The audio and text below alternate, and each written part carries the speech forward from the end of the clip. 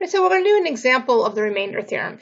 We want to find, we have a function here, and we want to find the remainder. We divide by these two different quotients. Now remember, all we're going to do is we're going to find out what f of c is. So here, what is my c? Well, my 0, since x plus 2 is 0, my 0 is negative 2.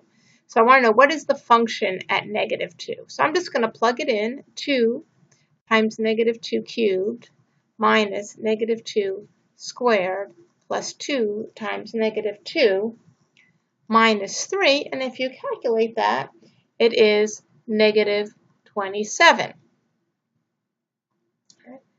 And I can do, then you could put this in your calculator, you could figure it out. This is negative 8, right? So it's negative 16. This is minus, it's a positive 4. This is a minus 4 and minus 3. You add them all up, you get negative 27. Here, my x is 1. So I want to know what is my function. To find my remainder, I plug in 1. So f of 1 is 2 times 1 cubed minus 1 squared plus 2 times 1 minus 3, which happens to equal 0. I have 2 minus 1 plus 2 minus 3.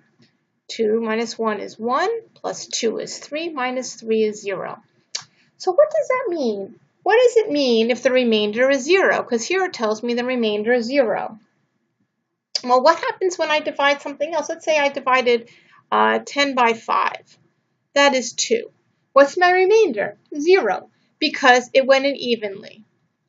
So I know that 5 is a factor of 10. So if my remainder at C is 0, then my function, then g of x, whatever I divided, here will be x minus 1, is a factor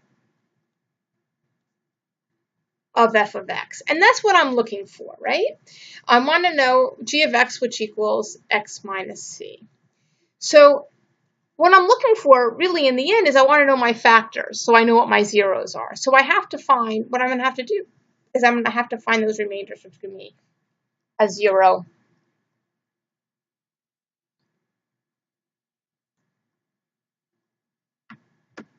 So that is my factor theorem. It says if f of c is 0, then x minus c is a factor of f of x.